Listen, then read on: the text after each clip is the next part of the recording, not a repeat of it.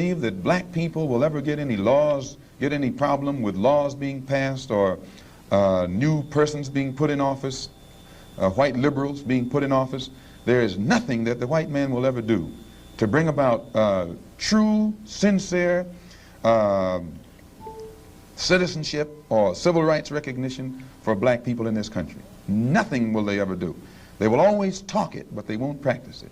And with the Supreme Court, if the NAACP can tell me that they want a desegregation decision for me 10 years ago, but yet the schools haven't been desegregated, as I say, this is a victory with no victory. It's a victory that you can talk about, but it's a victory you can't show me. So if you represent the NAACP and you are telling me about this great victory you won for me, when I look at you, I have to conclude that either you have been duped yourself or else you are trying to dupe me.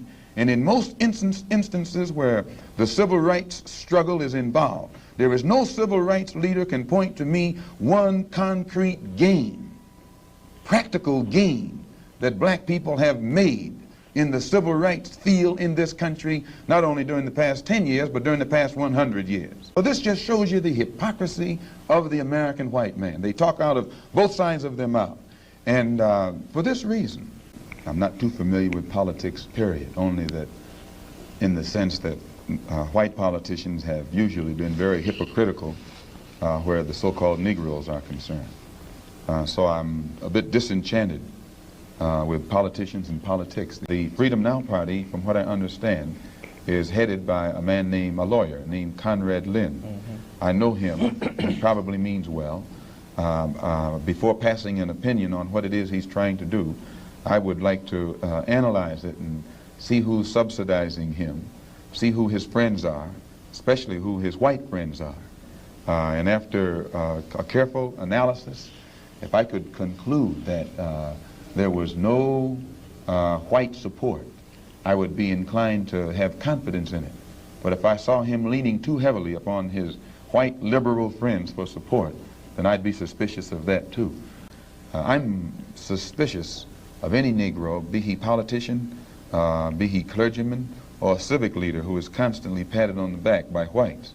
I have a tendency to lead toward the Negro politician who is constantly condemned by the white power structure. This is my thought pattern. I'm giving you an insight of it. Being friendly and being a friend, I think, are two different things. I think there are many whites who act friendly toward Negroes. A fox acts friendly toward the lamb. And usually the fox is the one who ends up with the lamb chop on his plate. The wolf doesn't act friendly, and therefore the wolf has more difficulty in getting the lamb chop in his plate.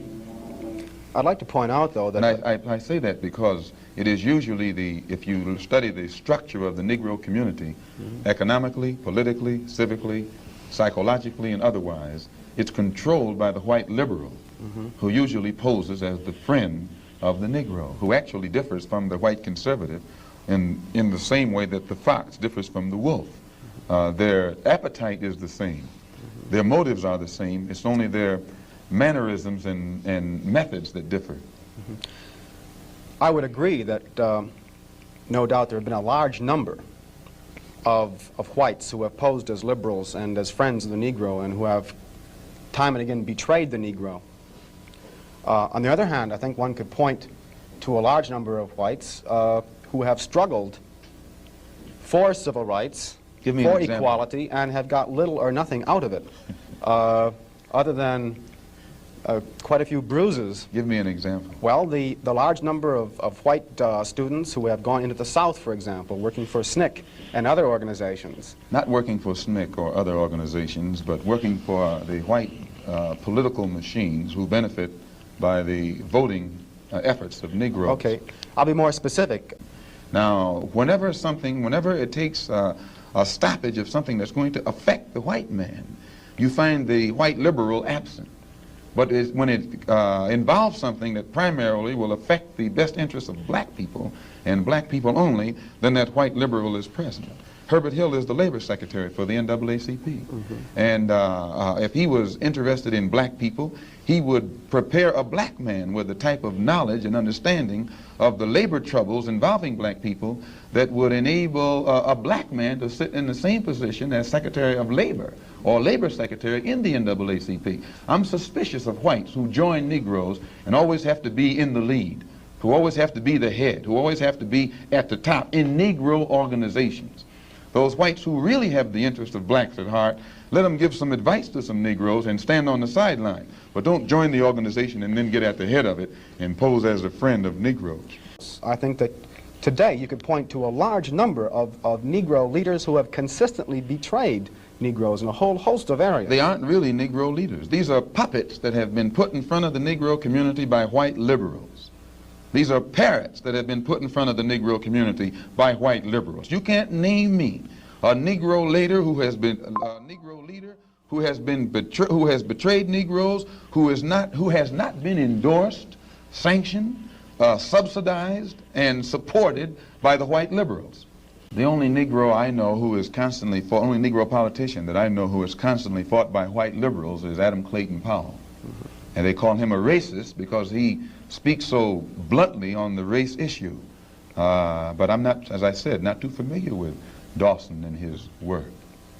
In 1964, the black people should band together and do something about selecting and electing representatives, black representatives, politically, who have the rights and the best interests of the black people at heart. And that we should also unite together and sweep out of office all of the black political puppets who are used by the white power structure to continue white supremacy in our communities.